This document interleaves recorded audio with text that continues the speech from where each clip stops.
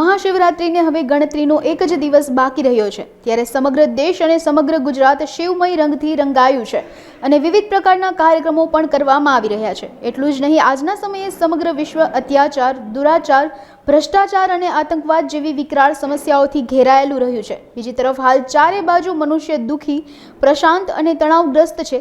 ત્યારે વર્તમાન સમયમાં કળિયુગની ઘોર અશાંતિમાંથી સતયુગના પ્રભાતના ઉદયમાં માનવી આગળ વધે એ જ જરૂરી છે અને તે માટે જ બ્રહ્માકુમારી સંસ્થા દ્વારા 3000 શ્રીફળનો ઉપયોગ કરી એક વિશેષ શિવલિંગ બનાવવામાં આવ્યું છે.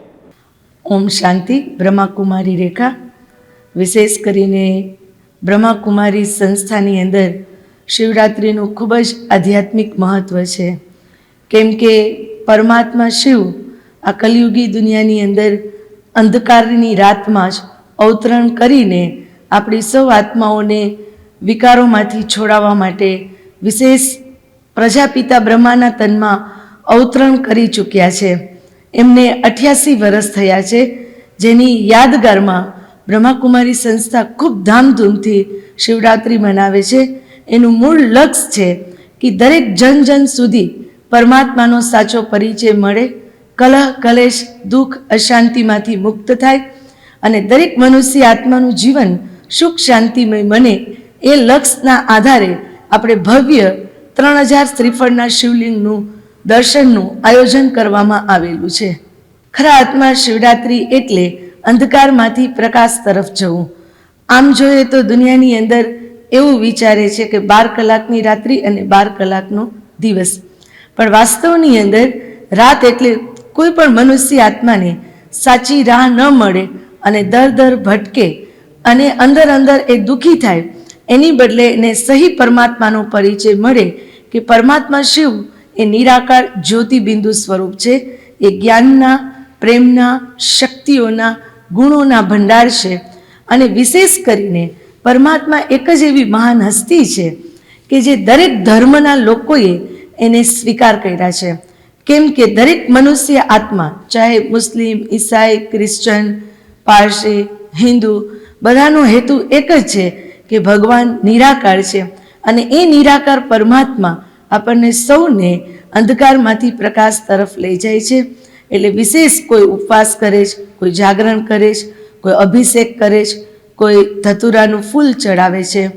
તો ઉપવાસ એટલે મનથી ઉપર રહીને પરમાત્મા સાથે વાસ કરવો, એને કહેવાય સાચો ઉપવાસ. નહીં કે આપણે કોઈ અનાજનો ત્યાગ કરીએ.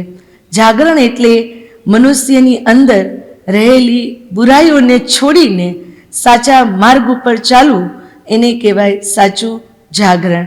અભિષેક કરવો અર્થાત આપણે મનથી ભગવાનમય બની જઈએ, એને કહેવાય સાચો અભિષેક. અને ધતુરાનું ફૂલ ચડાવવું અર્થાત આમ જોઈએ તો ધતુરાનું કડવું ફૂલ છે, જે કોઈ પણ સ્થાન ઉપર એનો ઉપયોગ કરવામાં નથી આવતો, ફક્ત શિવ ભગવાન ઉપર જ ચડાવવામાં આવે છે. એટલા માટે કે આપણામાં રહેલી જે કડવાઈ રૂપી કમજોરી છે, બુરાઈ છે, એને આપણે શિવ ઉપર ચડાવી દેવાની છે. એને કહેવાય સાચું ધતુરાનું ફૂલ ચડાવવું. અને બીજું છે 3 પાન એટલે કે બીલીપત્ર ચડાવવામાં આવે છે.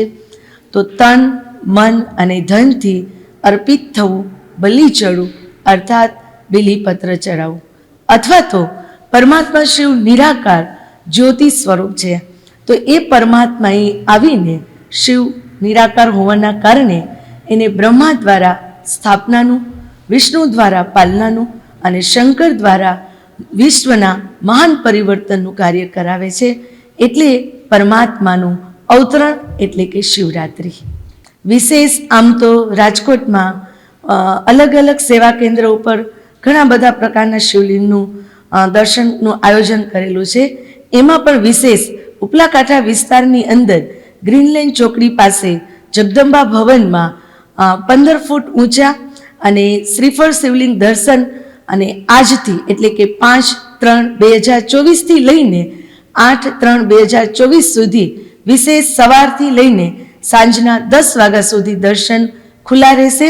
અને એમાં પણ વિશેષ અમે અત્યારે આપણા જીવનને લગતી જે અભિયાનો અમે કાઢ્યા છે, જલજન અભિયાન, વ્યસન મુક્તિ અભિયાન, નોટ્સ મતલબ સુસાઇડ નહીં કરવું, મહિલા સશક્તિકરણ તો એ રીતે અલગ અલગ અભિયાનનો ઉદ્દેશ્ય પણ અમારો એ જ છે કે આજના મનુષ્યની અંદર જે આપણે ક્યાંય પણ વેસ્ટેજ કરીએ છીએ અથવા મનથી હારી જઈએ છીએ, તો એ મનથી ન હારીએ, પાણી બચાવીએ, દરેક મહિલા સશક્ત બને અને દરેક માનવ દરેકના ઘરની અંદર વ્યસન મુક્ત બને, એ અમારી આજના દિવસેની શુભ ભાવના, શુભકામના છે.